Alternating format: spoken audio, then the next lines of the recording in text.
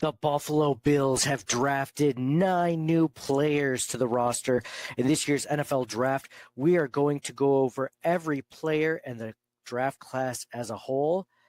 Let's go.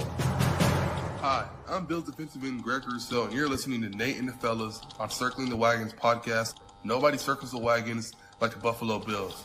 Go Bills.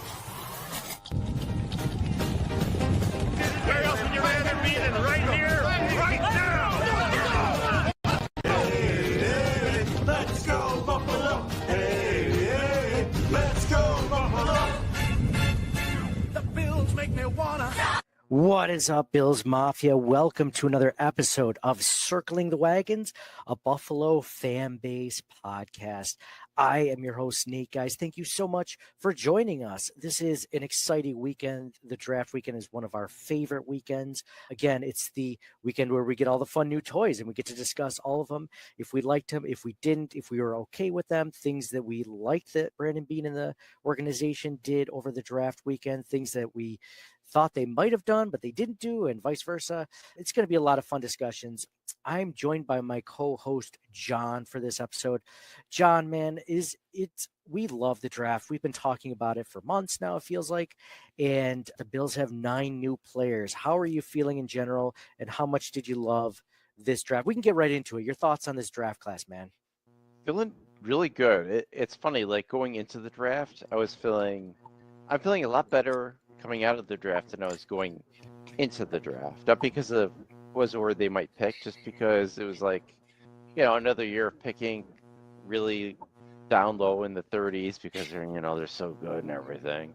They're not going to get top 10 players. So it's like, yeah, there's all these great players and like they're not going to get those ones, but they can get these ones. But I did really enjoy this draft a lot coming out of it. I think they got a lot of value out of all the picks and they filled a lot of needs. And not only that, they double or triple dipped on some needs. And that made me extremely happy, especially on the defense. I thought they should have gone defense the other way, and that's pretty much what they did. Super happy about it. Yeah, I'm in the same boat as you, John. It's funny how, we've been talking about the draft needs ever since the needs for the team in general, ever since the end of the season, and where we come up with our big board of needs. And we're going to discuss, I'll show you the slide in a second, is you're right. I mean, they double dipped at 2 of the biggest needs that we had pointed out, and then a lot of other needs right after that into like the 3rd, 4th, and 5th areas. So they hit on a lot of different players. They traded up a few times to get some of these players, and we're going to discuss it. Plus, it's also worth mentioning that, the players that we discussed heading into the draft, some of these players we did not mention at all. A lot of them we didn't. And that's because I think it's worth mentioning why we have different thoughts than what Brandon Beane and the Bills organization do when it comes to the draft, or at least their team and what they want for their players. So I think this is going to be an interesting discussion a lot. It's going to be, what did we like? What didn't we like? Or what were we surprised by, more or less? So that's going to be fun. So let's go over the picks real quick for those that don't have them all written down or memorized by now. First round was cornerback Maxwell Hairston out of Kentucky. The second round was defensive tackle TJ Sanders out of South Carolina. Third round pick was Landon Jackson, the defensive end out of Arkansas. Fourth round pick was the defensive tackle out of Kentucky, Deone Walker. The first 5th round pick was cornerback Jordan Hancock out of Ohio State. The second 5th round pick was tight end Jackson Hawes out of Georgia Tech. The first 6th round pick was cornerback Dorian Strong out of Virginia Tech. The second 6th round pick was Chase Lunt, the tackle out of UConn. And the last pick in the draft, the 7th round pick for the Buffalo Bills, was wide receiver Caden Prater out of Maryland. So lots of fun things to discuss, John. Real quick, these were the needs that we came up with. If you've been following us or watching us or listening to us, this has been our needs all along. Sometimes maybe one of them shifted, but for the most part, it stayed steady. As you can see, cornerback, right now we have 2, possibly 3. So they hit the first need that we had on the roster. And I say 2 question mark because it could be 3 depending on how you view the 5th round pick, Jordan Hancock out of Ohio State. 2 defensive tackles, the Bills got in this draft, which was our second need. Our third need was defensive end. They took that in the third round, oddly enough. Almost perfect. They literally went cornerback, defensive tackle, or defensive end, our order in the picks of the draft. Our fourth need was safety, and they may have gotten that potentially. We'll talk about that a little bit later. And our fifth need was wide receiver, and they got one of those late in the draft too. We also had running back, punter, linebacker, kick returner as our last needs. But again, when we're looking at these needs, we're kind of also taking into account how important they are to the team in general. So running back, John, I'll mention this real quick off the bat. We probably won't talk about it again. Brandon Beane mentioned he feels very, very confident about James Cook, which leads me to believe why they didn't draft a running back. We thought that they might, depending on maybe a day 3 pick, but it sounds like they feel very confident. If you think about it, they had the same running back room, with James Cook in it as they did last season. And that's one of the best running back rooms that they've ever had on the roster. They re-signed Ty Johnson. So it's Ty Johnson, Ray Davis, and of course, James Cook. So I'm happy with that group. I don't think they needed to, but if they saw a guy maybe that could also do kick return duties or special teams, I was okay with that. Yeah, I agree 100%. They must be real confident that James Cook will play this season. I can see why they might feel that way. I think, I don't want to speculate, but Delvin Cook, obviously is an influence on James, but I wasn't sure, and I'm still not sure if Cook will hold out. I'm a little bit more optimistic now. Obviously, I don't think they're going to re-sign him either way after this next year, and I'm not entirely sure if they should. But I'm a little bit more optimistic that he will play this year. Me too. But we'll see. It sounds like it. Yeah. Yeah, and I'm curious, where this goes. But I mean, it sounds like it's all going in the right direction for now. So we'll assume it is until we hear anything different. If we know, for sure that it's not, then that'll be a whole podcast onto itself. I feel like over in that area. But yeah, it's a.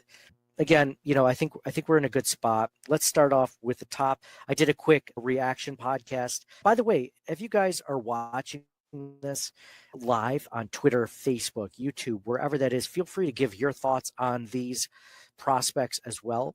And we'll add them to the show as much as we can to get those discussions in. But let's start off with the top. John, the Bills did draft a cornerback like we had hoped. We didn't talk a ton about Max Hairston. I didn't think that they might go for him just because he's a little bit shorter. He's a speedy guy. He's not an excellent tackler, but he's a willing tackler. I mean, but the guy's got speed for days. He's an athletic freak. He ran a 4.28 40, and it's been a long time since the Bills have had even a 4.3, personnel cornerback or safety or whatever on, the defense run that fast, even as a player. So it's been a long time. John, I was kind of surprised at this pick because Trey Amos was still on the board. I thought they might go Trey Amos. All the defensive tackles, it felt like, were off the board at that point that I was considering in the first round. So I'm not surprised they went cornerback, but I was a little surprised they went with Maxwell Hairston. John, what did you think when you saw the pick? Were you happy with it? Yeah, I was definitely excited. I was on the Amos train as well. Also, Imanwari was there, which was a prospect that I liked. But you're absolutely right. They need speed on both sides of the ball, and he kind of fit the bill there. I'm not upset at the pick. It'd be like a BB plus for me. I might have picked somebody else, but I think he's still a great prospect. And you look at some of the other mocks and some what other people are saying, and he might have been a little bit higher in the first round in some people's minds. So I'm excited to see what he does. He's obviously going to start across from Bedford no matter what, I think. Mm-hmm. He might have gone higher if he didn't have that shoulder injury in 2024. And Beane mentioned that he's not worried about that whatsoever. So, I mean, he's a zone heavy corner who also has a lot of experience in man coverage, which, I mean, if you're listening to a lot of talking heads, it sounds like the Bills want to be able to do that with their corners. They don't want them to just be zone only, which is kind of, the right. Prospects that you and I were looking at were more zone guys, and Max, because he's got that great speed where he can, make up for it just in case he has a misstep. I mean, he kind of fits that perfectly. So if you're looking for a guy that can continue with, Xavier Worthy or, whatever, I mean, this is an exciting time. This could be potentially with Trey White and Deone Jackson and, the guys that we'll talk about later that they drafted. This could be the best cornerback room the Bills have ever had if it ends up panning out. because so I'm excited about this pick in general. I was glad they took a corner. I wasn't as high on Hairston, but I mean, everyone, it's so funny because you'll see like average, there was not one Maxwell Hairston mock draft that I could find that showed the Bills picking him. So it just goes to show you that like everyone kind of talks about their own, big boards and stuff like that. And they all kind of meld together into one big, big board. But obviously every team has a different big board than, what the general mock draft community does. I actually did see a couple with Hairston, but I kind of poo-pooed it. But you're right. He's great in zone. Obviously, we said, we talked. He's fast. I do think he's got really good instincts, and I think that's going to help him a lot if they call on him to, man versus zone and this and that and playbook wise. I'm very optimistic with him. Yeah, it wasn't one of my first thoughts, but I think that he could fit in well. And you look at is from a culture standpoint. Did you see in the green room? He was I guess he was one of the rooms closest to the stage.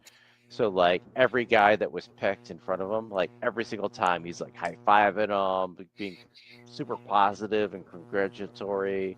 And then and I'm sure you saw the videos once he got to Buffalo and going, all that stuff. He seems like a guy that would fit really well in with Buffalo, and that's exciting too. Yeah, I mean, personality for days, man. This guy is funny. I mentioned this on the live podcast I did right after on Friday morning as I was driving to work, and said that he's kind of reminds me of Keon in the fact that he is a really fun personality. Now they're completely different personalities, but they're both kind of contagious. You like them. You gravitate towards those guys. And he was a captain in Kentucky too, so he has those leadership skills. And I did love that he dapped up all those players as they were going through. I showed a montage on our social media accounts. If you haven't checked that out, please do. Alex Bransky was retweeting it, so I shared it as well.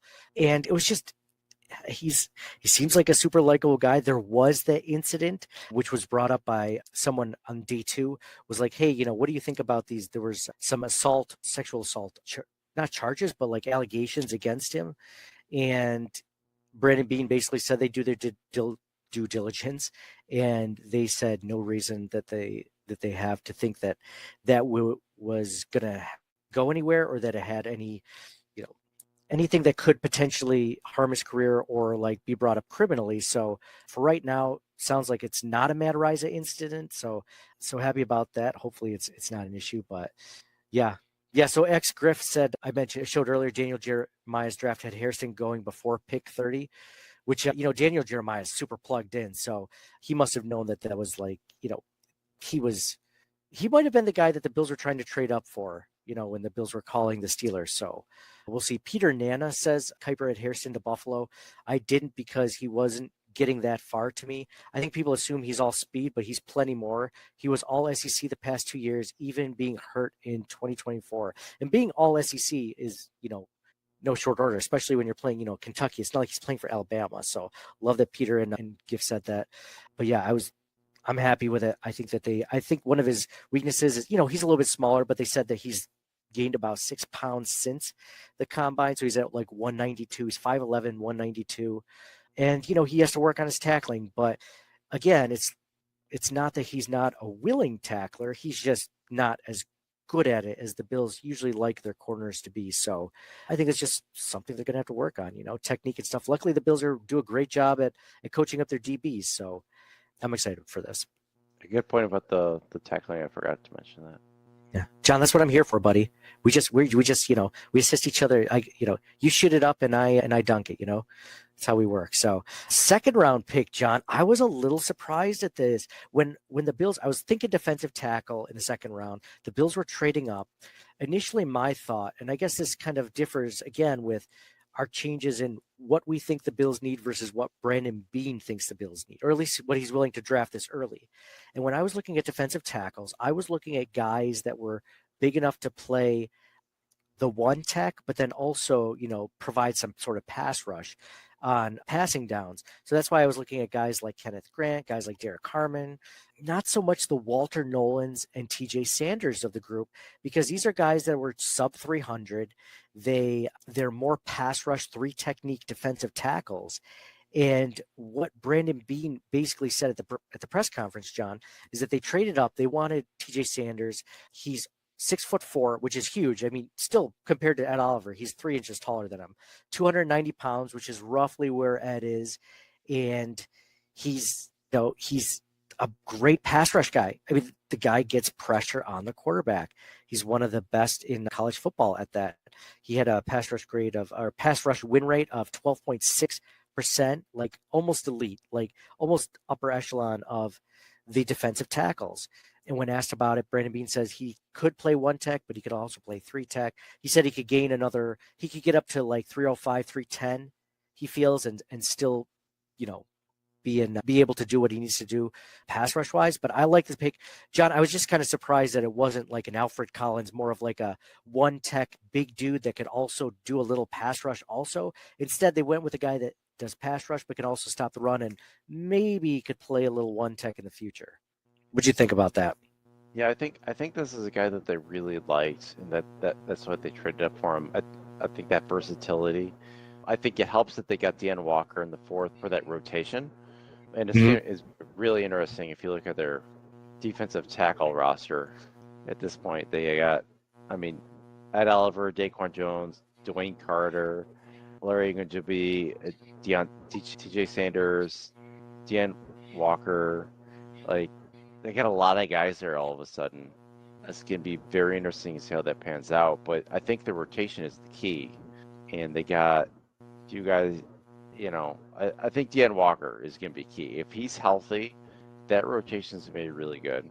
Yeah, for sure. I like this pick a lot more because there was a Deone Walker pick later, and I'm glad you brought him up. I mean, this for what it seems like right now, and the way that Brandon Beane was assessing that is like, we need pass rush. Like, we need guys that can affect the pass on definite passing downs. Because right now, who are they putting in on pass rushing downs? Is it Daquan Jones, who's now, 32 or something like that? I mean, he's just 34. Not the same player. But is he 34? I think he's older. Yeah. And it's one of those things where, he was never a pass rush specialist to begin with. Sure, he showed some flashes at times, but that was never really his game. So I think what they're doing right now is they're going to start off TJ Sanders alongside of Ed Oliver on passing downs. And then they kind of, work him in to see how does he do on obvious rundowns. Like maybe when he just mixes in the defensive tackle rotation, maybe Ed needs a break or Dwayne Carter needs a break and TJ comes in, or, they have a lot of ammo now at the defensive tackle position to do that, because it's funny. It feels like they still have a lot of 3 tech penetrating defensive tackles on their roster. And they do, because I think Dwayne Carter, even though Brandon Beane said at the press conference, Dwayne Carter is more of like he could play 1 technique too. I don't know. He's kind of built in the same mold as Ed Oliver and TJ Sanders. He's not like a huge guy, a little bit bigger maybe, but I think that's kind of been his style. That was his style at Duke. And in Ogunjobi, the free agent that they signed, is still more of a 3 tech as well. But Brandon Beane says that these guys can switch into 1 tech if they need to, but I think it's still Daquan and maybe Deone, Walker, which we'll talk about later. But TJ Sanders, at least I think in the immediate form, he's a pass rush specialist, I feel like. What do you think? Yeah, and I think part of that is like, look at what the Eagles did in the Super Bowl against Mahomes. They not only they shut down, well they shut him down. they shut down the whole team. The defensive line they wreaked havoc on them. So you need to have all that versatility on edge and tackle.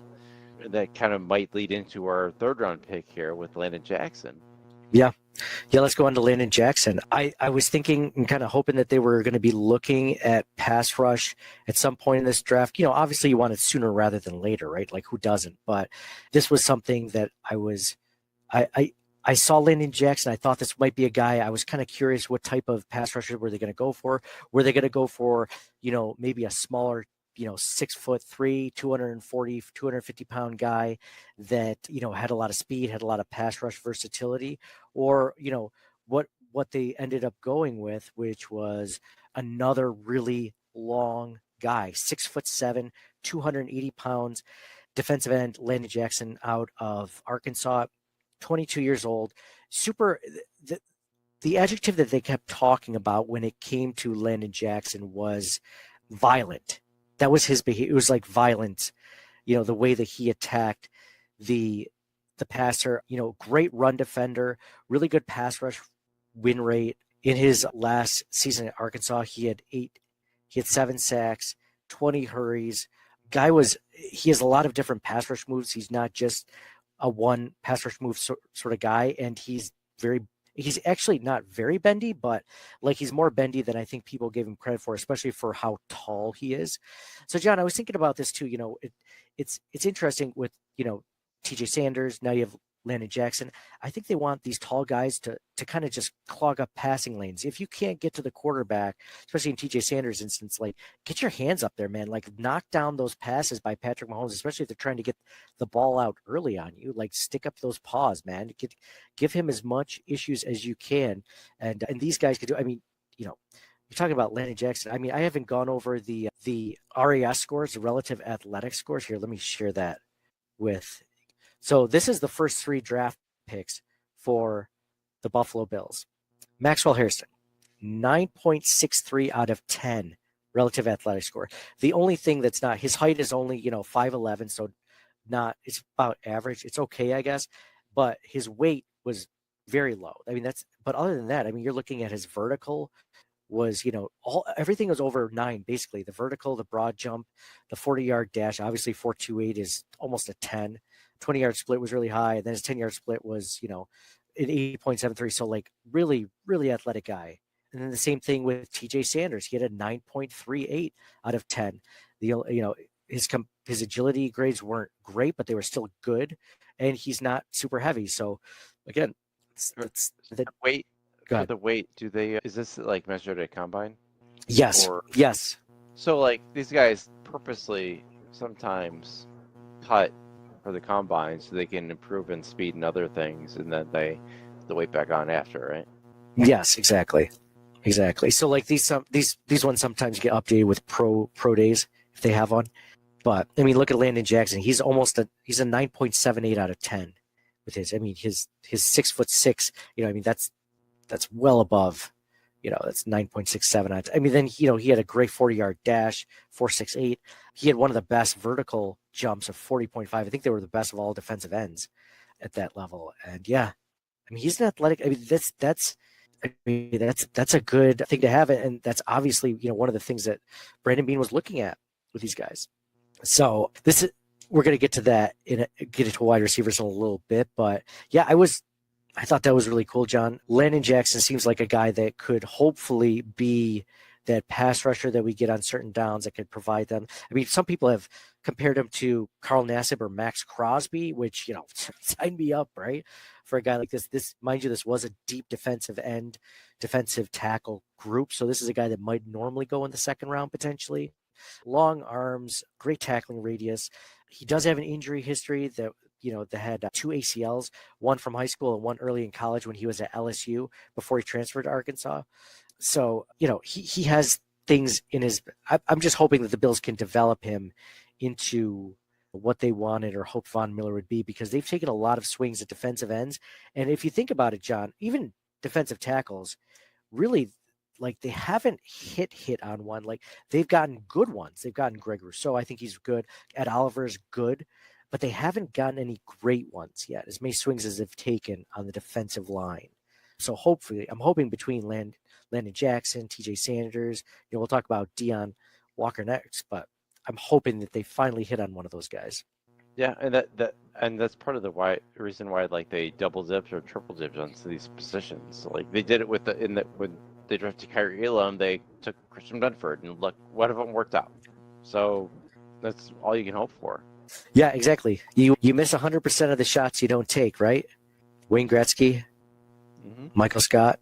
Well, yeah. And if you don't take any of them, if you don't try to take an offensive tackle, I mean, this is the most that they've invested in the position like in one draft. So I'm stoked that they went this way. Buffy Nuff says on Twitter, an X, love the Jackson pick, had a late first round grade on him.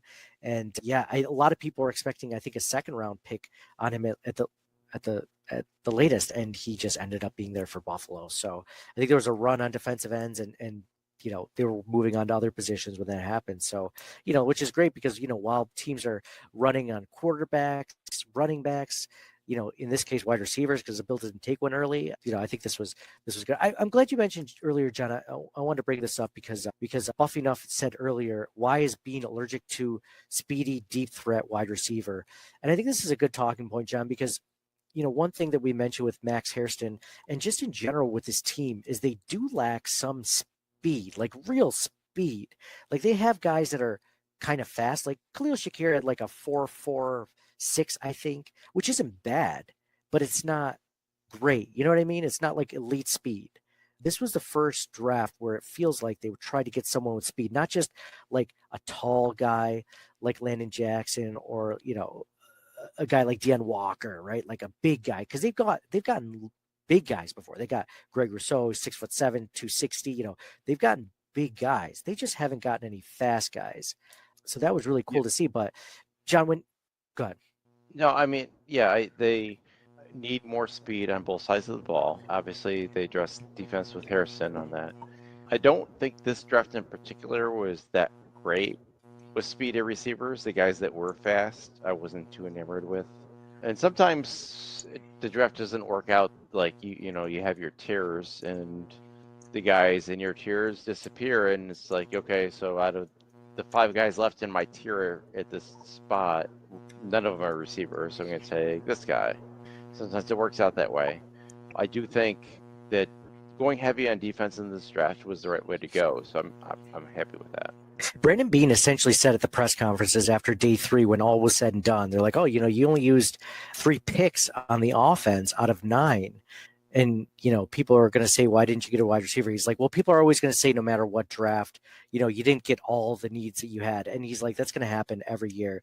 He's like, if there was a better issue where or the better way that you could have everyone get to you, then you would do that. If you could get a wide receiver, he's like, if we had the best wide receiver up there and it was available in the draft, like we would have taken him. And I believe him when he says that. It just didn't happen. I don't think that they placed him high on their board. So John, I want to, this is kind of a treat, really. We are able to have one of the best beat reporters out there.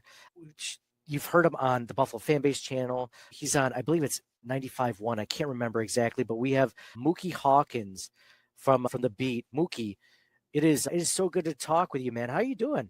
I'm doing good, man. Draft is officially over. What do you think?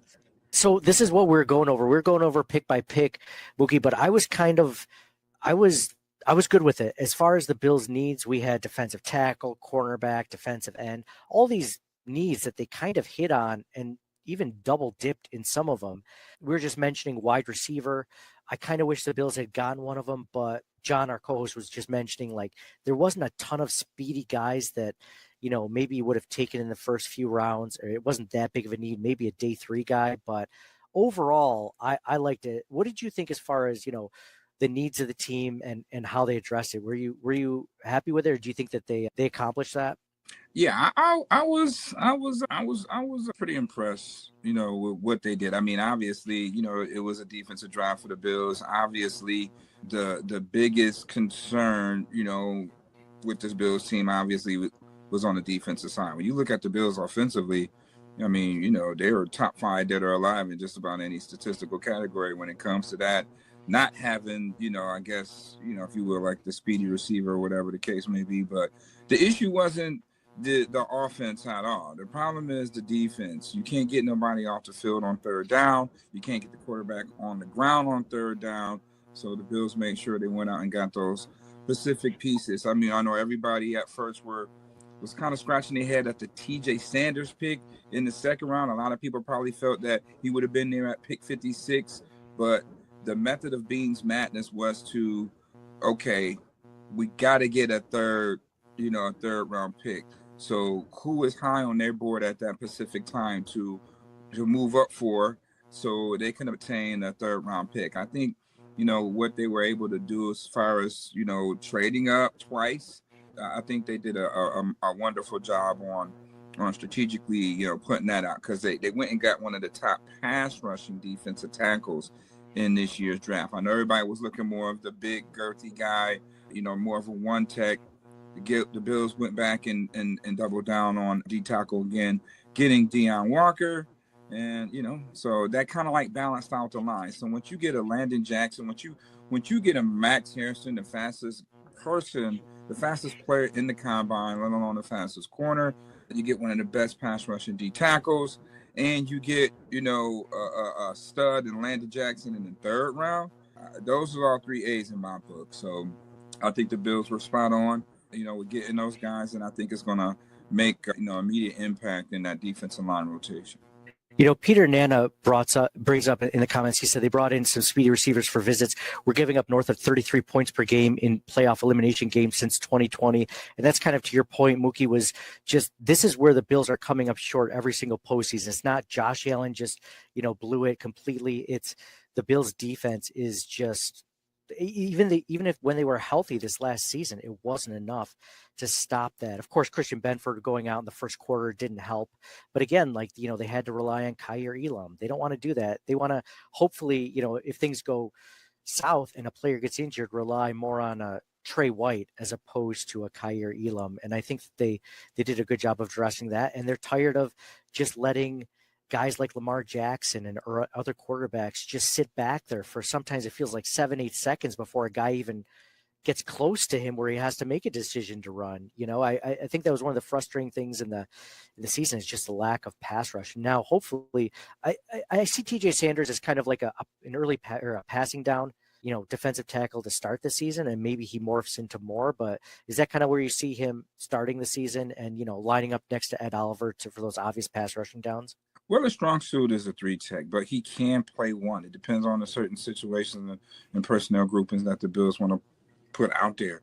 I mean, he could be a 3 tech while Dwayne Carter is playing the 1.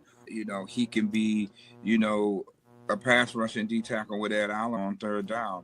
It's just so many combinations that, you can move these guys around to make plays. And he's a young guy too, so you figure, with what they have up front right now, they have some younger guys that's definitely can peel their ears back on third down and go get the quarterback.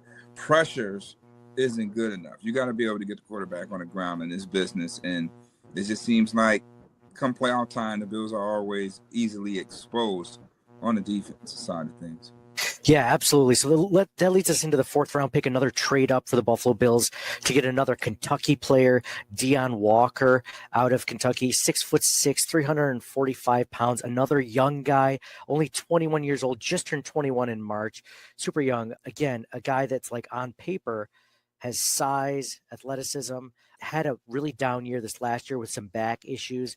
Brandon Beane mentioned in the press conference, Muki, that he thinks that he could play today if they needed him to, or at least practice, but they're glad that they get the spring with him in training camp to really build up those back issues that he was having, because in 2023, he had a great season. 2024, not so great, probably why he slid down to the 4th round.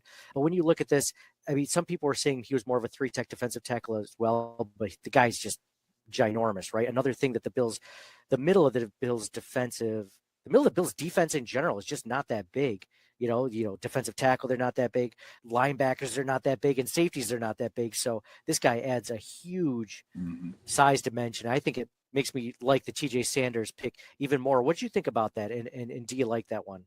Yeah, I mean, when they went and I kind of suggested it to Max when he got drafted. Do they go back and grab Walker? Because, a big guy like that is definitely in need here. So ironically, that happened. But again, they got the biggest D tackle just about other than the kid from Florida, in this year's draft. And Deone Walker, 6'7", 335 pounds, definitely is going to demand a double team. Definitely can keep Ed Oliver in one-on-one situations as well as the edge rushers. So you get a big, mammoth space eater of a guy in Walker there. And if the Bills can develop him the way I know that Mark West developed D lineman, then, that's going to be another still come the 4th round once healthy. So I like the pick. It really balanced out our defensive front. Yeah, because I mean, for the past couple of years, a lot of people were just saying the Bills are small up front, and that would pretty much prompted, some of the things that they were saying against the playoff game against Baltimore, how everybody was saying, oh, the Bills, they just too little, they too small, stuff like that. So, you balance it out now with a guy that's 6'7", 340. Everybody, is probably following that Philadelphia Eagles model, with the big two stout interiors on defense. So 6'7", 335, I kind of like that. Yeah, me too. I really like that pick. I'm glad they went up for him. Yeah. With a motor, that's key. So I like that. And to answer the receiver question, I know everybody wants the speedy guy, but guess what? We got Curtis Samuel that runs with 4.3. When you really look at why the Bills really didn't dress receiver early on, at some point maybe the guy that they coveted was off the board. So you have to go best available player. You know how it is with those receivers. If it's ain't a Matthew Golden or somebody of that caliber, they wasn't probably thinking about, going up and getting an offensive guy. Year 2 for Keon, I think, is detrimental, not only for him, but is the offense. So they have to, it's high expectations for Keon Coleman coming into year 2. Joshua Palmer is obviously a Amari Cooper replacement, and Curtis Samuel showed towards the end of the season, when healthy, his playmaking ability. So as long as these guys can stay healthy, they got pieces already, that's in the building. They just got to stay healthy and, work on getting more familiar and continuity going in the offensive structure. Bring James Cook back. And, the offense is a well-oiled machine. It's just that, on the defensive side, I feel that, the Bills are probably, if they need to make a trade because the receiving core ain't getting it done like how it was after week 4 of last year, then, possibly a Keenan Allen. You probably go get you a serviceable veteran, in the wide receiver core at a bargain price. Mm-hmm. I'm glad you brought up the offense, because Brandon B did mention that at the press conference that he didn't walk away from the 2024 seasons thinking the offense was the problem. It's funny him saying that, because then he's clearly saying that the defense is the problem by saying that. But he did mention, I'm glad you said Curtis Samuel. I think a lot of Bills Mafia, including myself at times, completely forgot or maybe wrote him off when really he was injured right before the season with that turf toe injury, and it clearly affected him. Now, did it affect him throughout the entire season, or was there a chemistry issue? Who knows? But, there's a lot of play, and he can play slot, he can play outside. I mean, there's a lot of versatility in his game.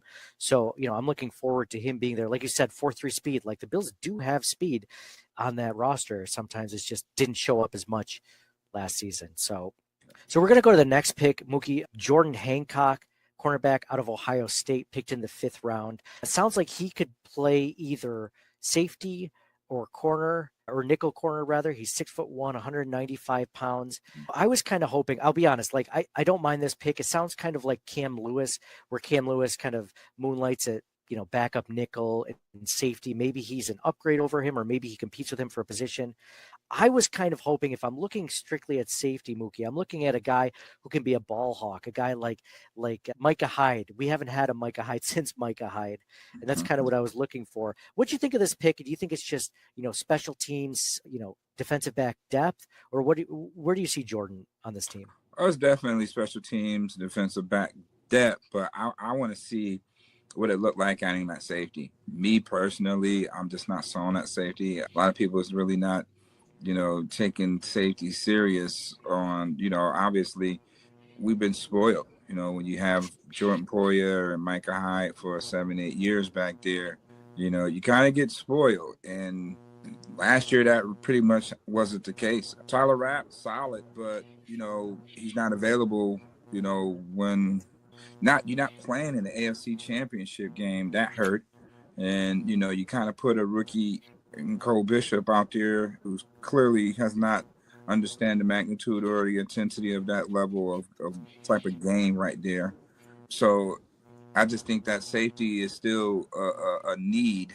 Derek Forrest is definitely a special teams rotational guy in certain packages maybe. You got DeMar Hamlin, who's more of a run-stopping safety. He's not a cover guy. Don't have the speed to cover. So, yeah, maybe the Bills say Justin Simmons. Maybe Justin Simmons want to come and bring his price down and play with a contending team, on his way out. Who knows? So I'm just figuring that safety is still a need, but I definitely would like to see what Jordan Hancock look at safety. Definitely has, the measurables, 4.4, 8 speed there. Definitely has great ball skills. He could play a big nickel and safety, as you mentioned there. So, I think that was a nice pick as well. I gave Hancock a B grade. Okay.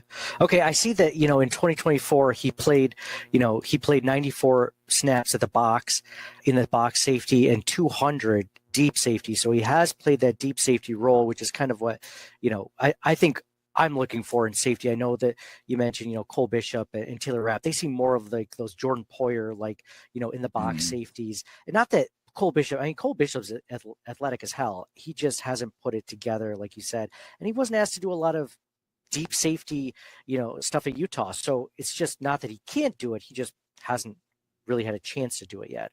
He's best in the box. He's just best in the box.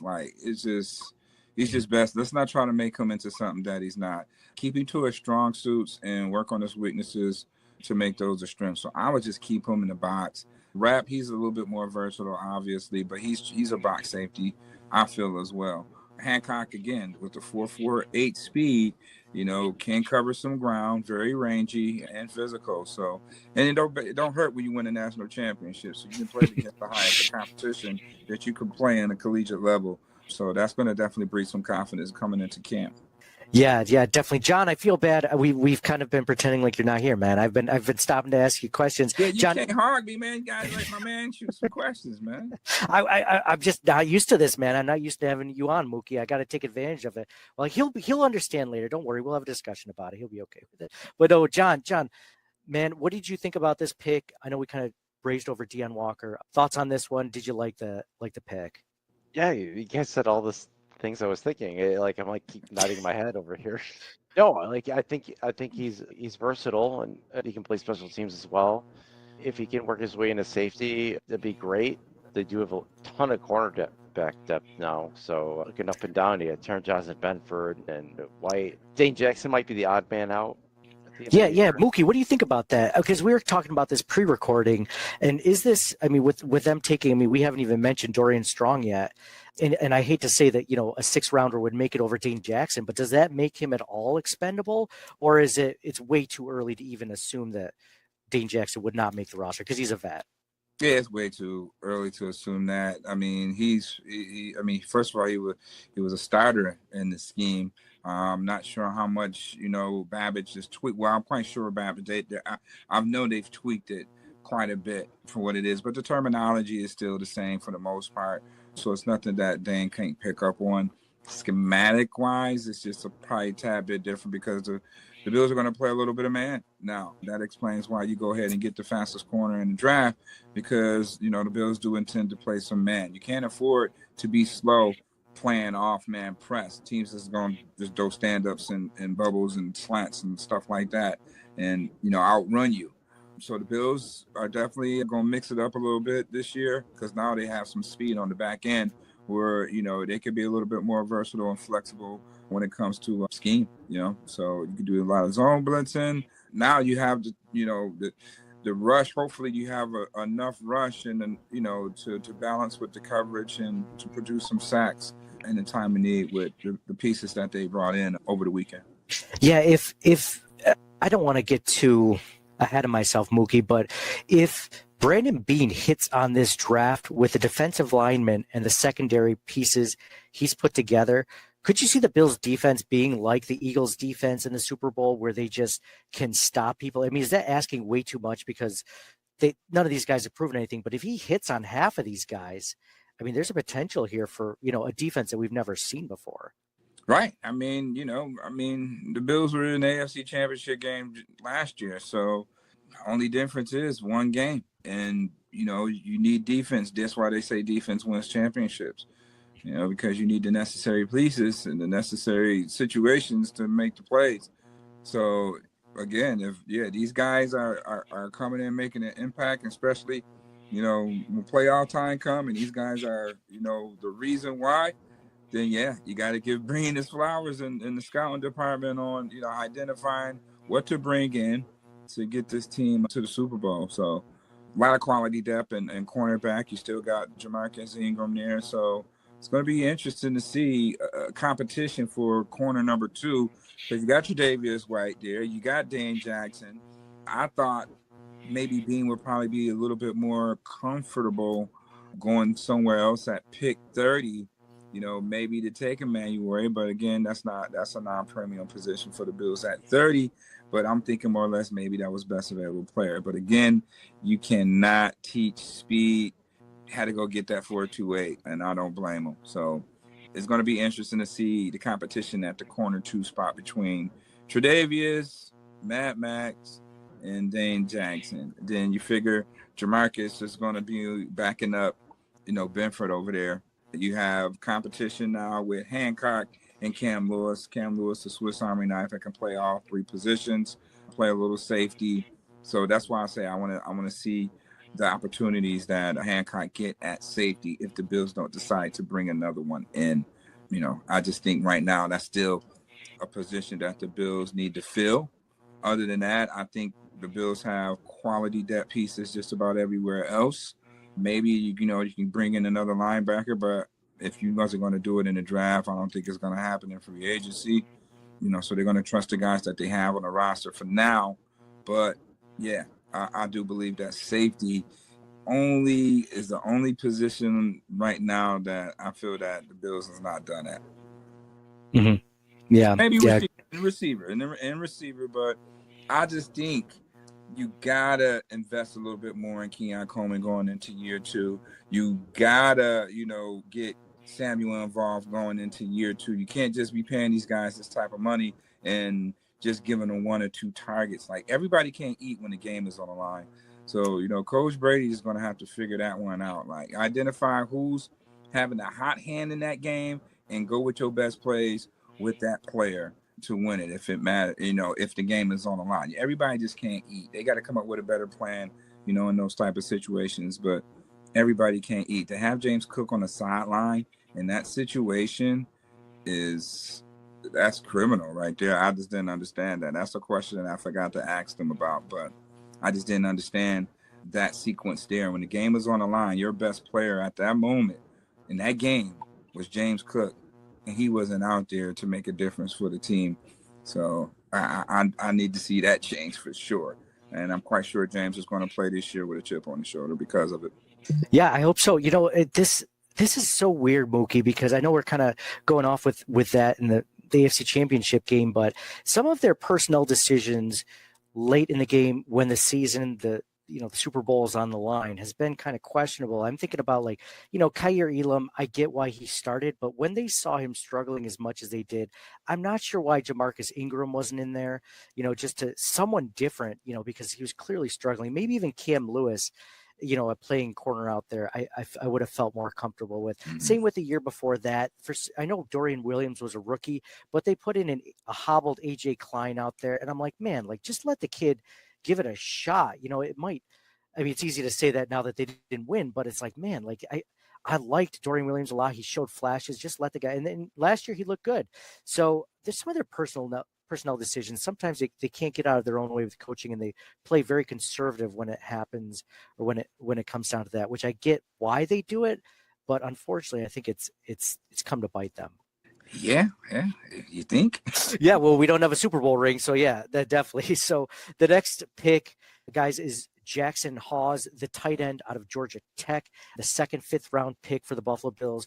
6'5", 260 pounds, definitely a blocking tight end. Only had 20 targets last year in Georgia Tech.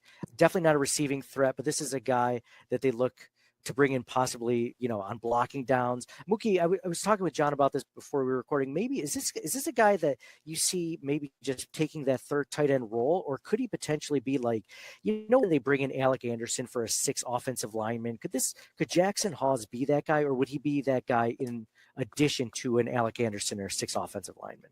I asked Brandon Beane that yesterday because my guy, the GOAT, Mark Gahn from the Buffalo News, he always have all the data, all the info. So I was wondering, I said, hey, Mark, how many times did the Bills go with the 6 line offensive linemen.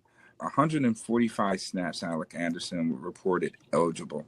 Wow. All right, so that's 14% of the Bills' offensive snaps. All right, the NFL average for that is 5%. The Bills were 14%. So yeah, I did ask Brandon, is it a possibility because Haas is slotted to be as one of the top blocking tight ends in this draft class? Is it possible for him to, snatch some of them snaps in that personnel group? And because teams know when he's out there reporting eligible, he's not going out for a pass. So you got to have a guy out there that could pose a threat as a receiver as well to make that linebacker think, or that safety to think that guy can go out and catch a pass. So we can't be too predictable in certain situations of these formations neither, a la 4th and 5, right? So yeah, he has ways to go being mentioned, but definitely like to pick. But we'll see. We'll definitely see. That's definitely a question. I asked Beane. But John, what are your thoughts? No, I agree. I think he's a great blocking tight end, and I think that will fill that spot for the Bills. Obviously, they have Dawson Knox and Kincaid. He's not going to overtake those guys, but as much as like Zach Davidson, I think he's going to definitely play a role.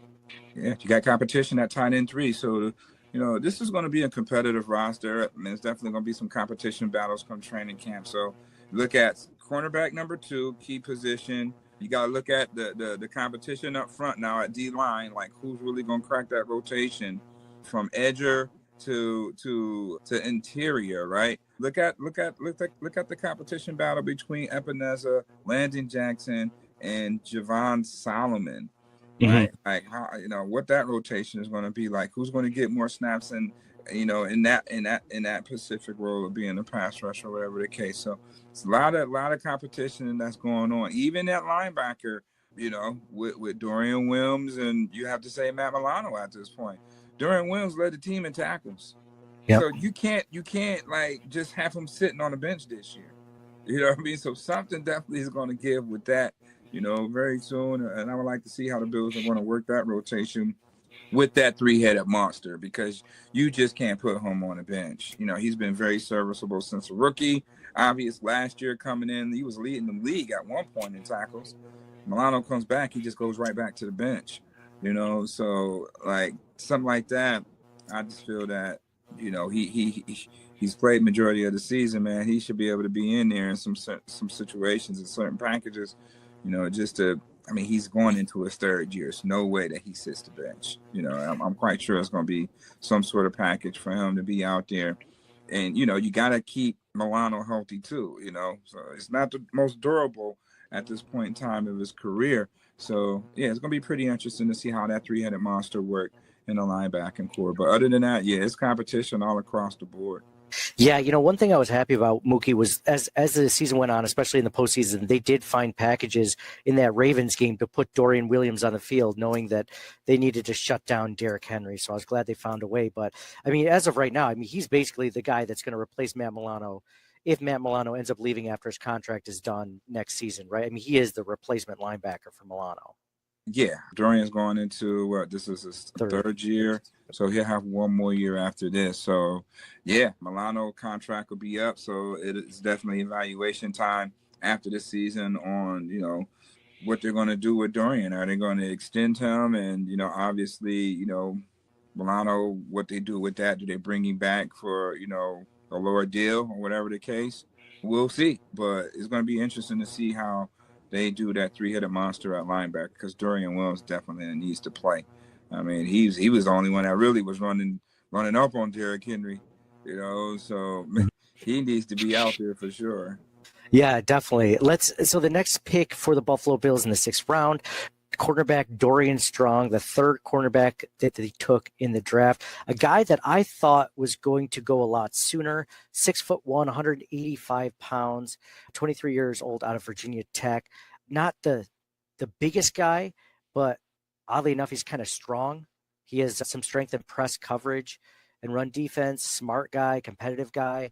He's a guy that I think gives him a little bit more length at that position. But what are your thoughts, Mookie? And then I'll get to you, John, about, where he was drafted. Did you like the pick, and where do you kind of see him? I know these guys are hopefully all special teamers, but do you see him as more of an outside cornerback or nickel? Yeah, or he's what? an outside. We asked Brandon. He's an outside guy. We asked him, what is his style of play, and he said he loves press man, 6'1", 195 pounds. Father is a bodybuilder. So, the last name is pretty much what it is, right? So, you got a nice, strong, physical cornerback that could run and you can contribute on special teams. So, again, it's this competition for Jamarcus at that fourth corner spot, right? So, it's going to be pretty interesting to see. He does a lot, kind of Daquan Hardy from last year. So, it's going to be some definite competition with these corners that the Bills brought in, but Hancock definitely nickel and safety. You're going to see him on the outside. So you look at your outside guys. You got Maxwell. You got Strong in this year's draft. You got Ingram, who can play on the outside. You have Dane Jackson, who can play on the outside, and Tre'Davious White. So you got 6 corners right now on your roster that can play on the outside. Your inside guys is what? Cam Lewis, Taron Johnson. Right now, you got Hancock and who else can be on the inside? Probably another guy, but, Hardy. And I think they had Hardy. Oh, yeah. Geez, I almost forgot about Daquan Hardy. Hardy. So, Mhm. It's going to be pretty interesting. I like how the roster is shaping up. And, again, Beane is still trying to make it one competitive roster, to a training camp. So I like the Dorian Strong pick, a big physical corner. Rangy, with the speed to match, and don't mind running downhill and supporting the run, and he definitely can contribute on special teams. This is where these guys is going to make the roster. Can they contribute on special teams? So the getting out there is that 4th, 5th corner, but can you contribute on special teams? So that's definitely going to be something to watch out for. I think that Strong has the makeup to definitely make the roster. Yeah, John, I was a fan of this pick. What did you think? I know we talked about double dipping at corner, and they kind of triple dipped with this one. What were your thoughts on it? Yeah, when they drafted him, I was surprised he was still there. I thought he was already taken. So I was happy with it. You guys mentioned special teams. He's got versatility there. Just like Hancock can play some special teams and all over the defensive backfield. I know Strong's more but outside, but definitely, like you said, lots of competition at corner, and then lots of competition at defensive line this year. And I think that's great. I think it's going to be really good. Yeah, he has a forced incompletion rate above 13% in all 5 years, which is really good. I mean, good ball skills for Dorian Strong. I mean, I'm a fan of this pick. I mean, the more guys, like you mentioned, Mookie, the more guys they have on the outside to compete, the better, obviously. So we'll see where this all lands up, but at least an immediate special teams contributor. And I think, maybe that goes into Chase Lunt, the tackle out of UConn. The Bills took with their second 6th-round pick, 6'8", 305 pounds, a little bit older. He's going to be 25 or so by the time the season starts. But then again, you're taking a guy with day 3, right? Like, we're not talking about all these guys as starters immediately. It's just maybe we'll see. They're almost dart throws at this point. But a guy that, has really good blocking grades, more of a better run blocker than pass blocker. I mean, I mentioned, the tight end, Jackson Hawes with maybe being, the 6th offensive lineman. Maybe this is a guy that, Chase Lunt comes in because maybe he's not athletic enough to play tackle, but he's also 6'8", 305 pounds. So maybe you put him in there. Again, we'll see what happens. The Bills love these really tall tackles like Spencer Brown, Tommy Doyle to plug in there and see what happens. But what were your thoughts on the pick, Mookie? Another pick that I like, again, he fits the mold. The Bills, they like those trees at tackle. So, they go get those guys, with the length. Chase Lung, he could play inside. It was mentioned that, he's going to dive a little bit inside as well just to get a feel. The Bills love those intangible players. But this offensive line is loaded at tackle. I mean, we just look at, they took Clayton and Grable. Grable was quite the find in the 7th round. I think he's going to be a hell of a replacement, when the time comes, So, to go out and get Chase Lund, I think this is just a Tommy Doyle makeup, because Tommy Doyle will still be on this roster from was it for injury. So, this is that right there. But let's make no mistake about it. This Bills offensive line is as deep as it's ever been, as good as it's ever been. And, they continue to add pieces such as Chase Long. He played at UConn with Ryan Vandermark there. COVID, baby. That's why they all 25. They got that extra year due to COVID. So you see, UConn, Coach Mora, NFL bloodlines and pedigree. So I like the pick. Very reliable, durable. 45 out of 46 games. He only missed one game throughout his whole career at UConn. So I definitely like that pick in the 6th round. Bills definitely was just eyeing the best available player after after day 2. Beane came out and said that whatever's on their board as far as best football player, they're going to get. And I think Chase Long was definitely a solid pick right there. I know you mentioned Ryan Vandermark. Does Chase have a potential to take over Vandermark's spot? Because I think right now, at least right now on paper, Vandermark's kind of that swing tackle for the Buffalo Bills. I think it was when Spencer Brown missed a game he filled in admirably for. I think it was a Chiefs game where Vandermark came in. This doesn't put his position at all in jeopardy, right? Like, this is just that deep of a position, right? This is deep. I mean, this is a project for Coach Comer. Nothing else, nothing more, nothing else. The Bills always grabbed him a lineman somewhere late in the draft. And then, 9 times out of 10, they get snatched by somebody else, trying to hide them on the practice squad. So let's just keep our fingers crossed that that's not the case when it's dealing with Chase.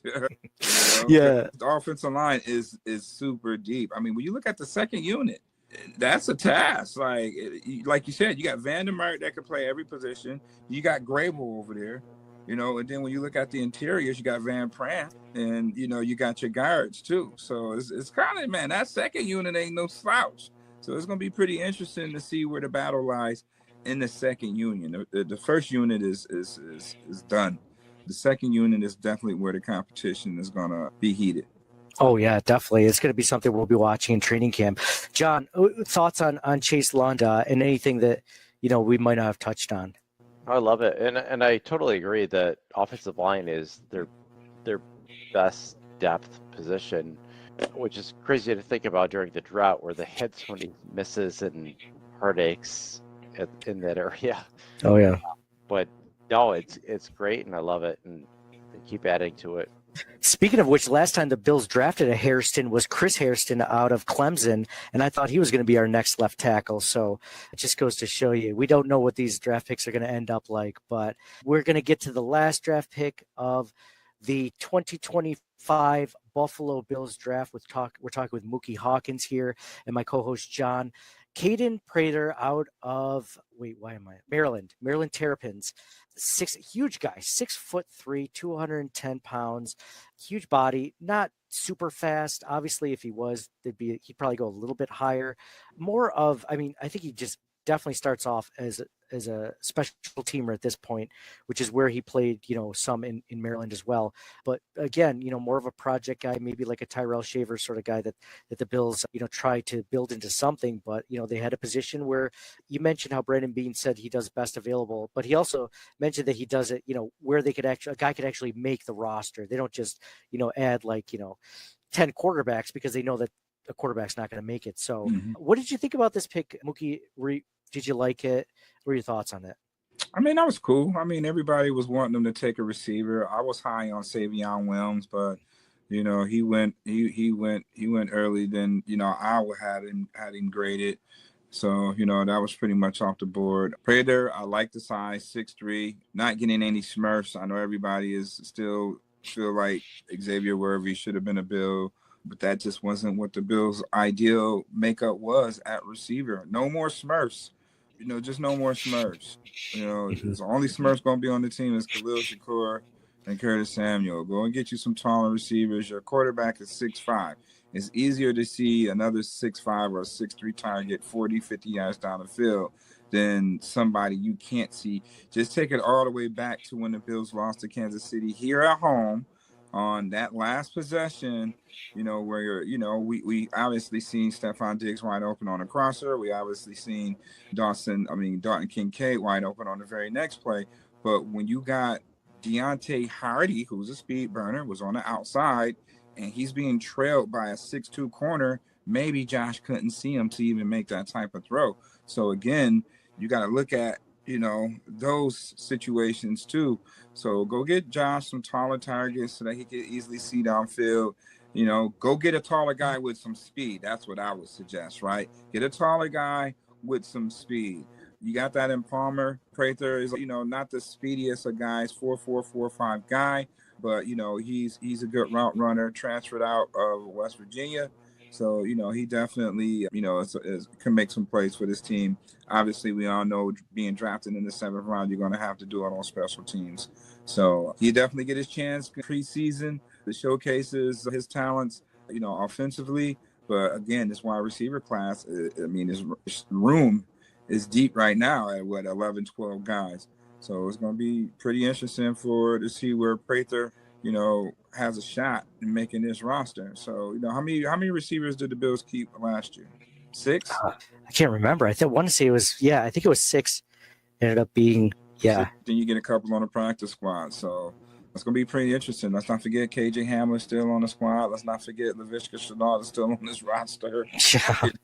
Let's not forget. I mentioned Tyrell Shavers earlier too. I wouldn't be surprised if he tries to fill in that Mac Hollins role or something. All right, somebody got to fill into that role. I just think that Keon Coleman gets more into some of those plays that were Mac plays. I think majority of those go to Keon because we need to see. This is the year we need to see Keon Coleman involved. Definitely a talent. I think that, him and Josh, they got to get the chemistry going. Now is the time.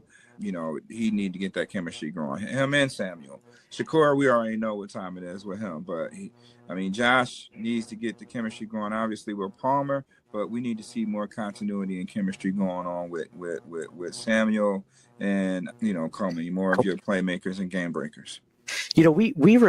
I saw a podcast where Keon was just recently on, and he mentioned how much different his game was after the injury, and you could kind of tell. I think that injury really set him back for that season because I think he was doing well going into that, and I think it set him back. So I'm with you, Muki. I'm excited to see what Keon can bring, and I think that hopefully he does take over those touchdowns and passes that Mac Hollins kind of took in that season. Probably one of the reasons why the Bills felt okay letting Mac Hollins go and not re-signing him because of what they were expecting with Keon. John, what thoughts on the Caden Prather pick, and then anything else you want to say about the wide receiver room in general?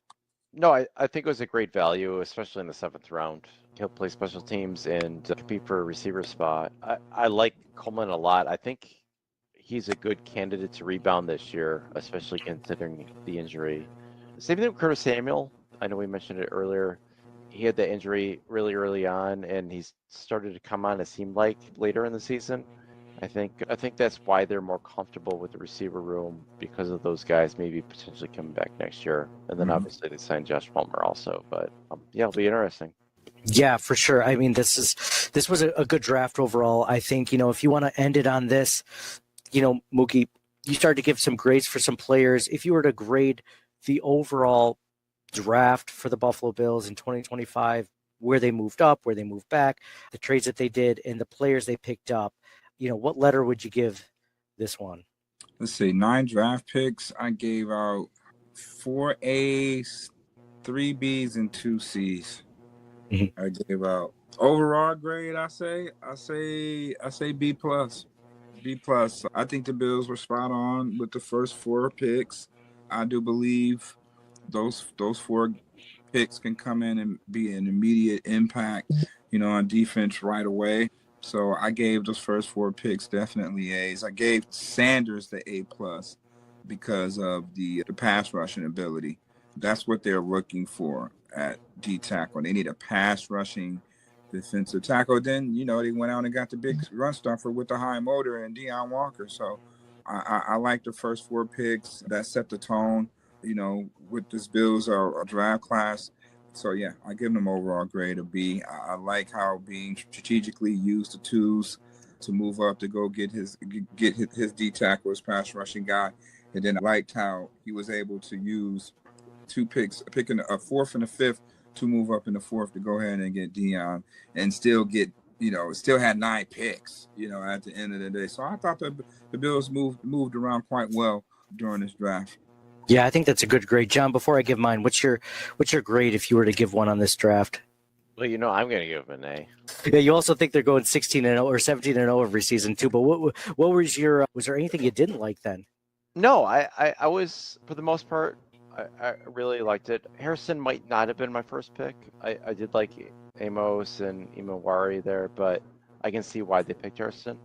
But I mean, it's tough when you get down into the 30s. Like, Yeah, but Amos kind of slid, so I wonder why he slid. He did. Yeah. Everybody, feel that the Bills should take him because of the exact scheme fits, but 4.28 is totally different from 4.48. I'm definitely going with the 4.28 guy that can play press man and can play off man as well. So, I mean, he's wearing Rasul Douglas' number, so I mean, he definitely give me those type of vibes. We just have to see where his tackling is.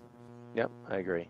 Muki, if Max Hairston isn't injured in 2024, doesn't have that shoulder issue, do you think he goes earlier in the first round if he has a normal 2023 season in 2024? It's a possibility. I mean, he still went in the first round. So, with the shoulder, with the injury, if the injury red flagged him to where he still slid, late first round, I mean, I don't think a lot of teams probably even had a first round grade on him, even with the 4.28.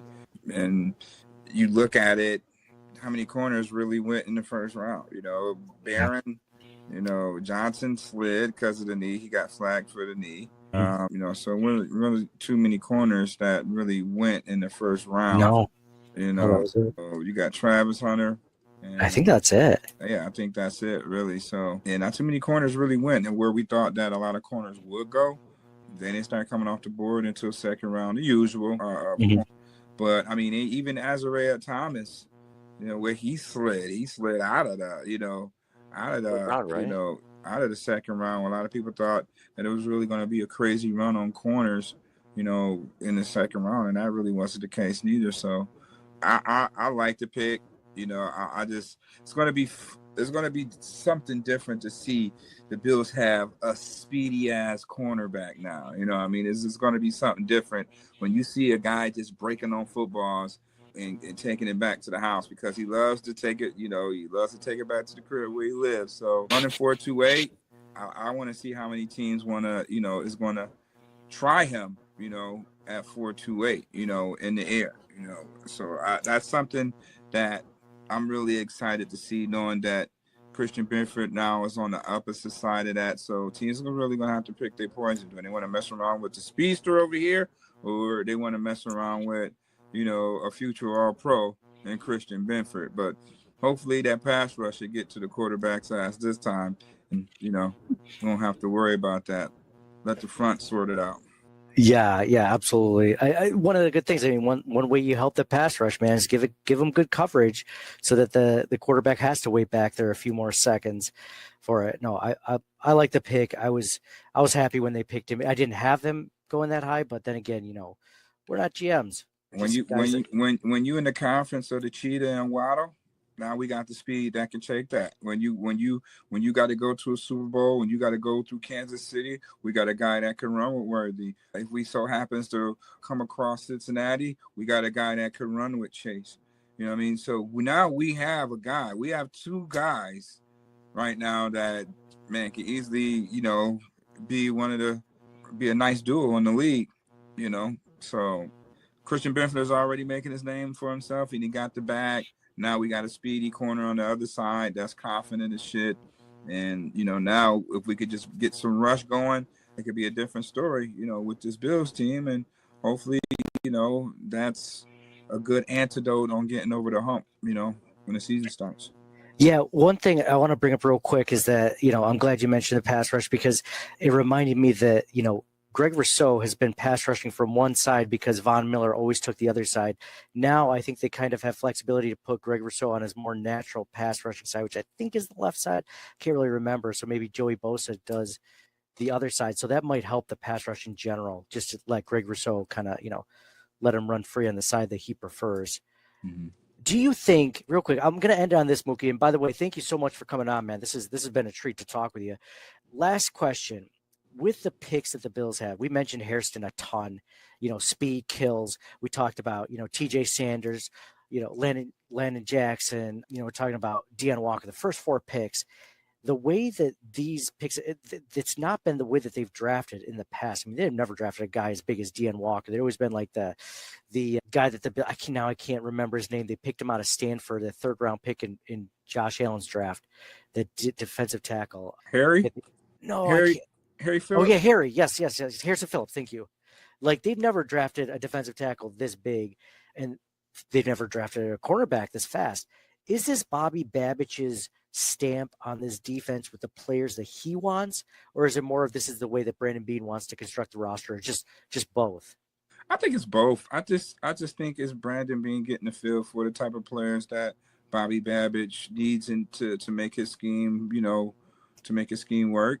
And, it's just a good match. The scouting department, I think the Bills have one of the best scouting departments around, the way they go out and sort players out in their gems. Not only are they gems, they're 4th, 5th, 6th round gems. You can't say how many organizations have that consistency in the meat and potato rounds like the Buffalo Bills.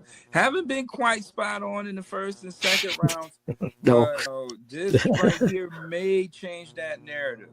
Cross my fingers, man. Muki, where can people find all your great work and everything you do? Well, first and foremost, they can always find me right here, BFBN. I am on the Buffalo Fan Base Network. That lineup will definitely be coming, out pretty soon. We got some great new exciting shows. We're going to get a few Bills to come on as well. But you always can check me on WUFL Sports. That's on Twitter, Facebook, Instagram, Mars, Venus, Uranus, you name it. Nice. John, any final thoughts before we end this one, man? Go Bills. Yeah, the same here, man. Thank you guys all for listening, subscribing, paying attention. Had almost 3,000 viewers just for this live stream that we've been doing for the last hour with Muki. Thank you guys all for being a part of this show, all the comments that we didn't get a chance to read out loud, but thank you guys for being active in that section. For me, Nate, go Bills. It's an exciting time to be a Bills fan. Lots of new things, lots of things going on. Spring OTAs coming up soon. Schedule release. Yeah, that's having a party, right? Who's having the schedule release party? You'll be right here, Muki. We'll talk to you guys again soon. And go Bills. Thank you for listening to the Circling the Wagons podcast. Download and subscribe to us in your favorite podcast service. Email us at ctwpod@gmail.com. That's Charlie Tango Whiskey Pod @gmail.com. Follow us on Facebook and Twitter at CTWPod. And most importantly, go Bills! Nobody circles the wagons like the Buffalo Bills. Nobody circles the wagons like the Buffalo Bills, man. Well, listen, the whole show is called Circling the Wagons. Say no more. I love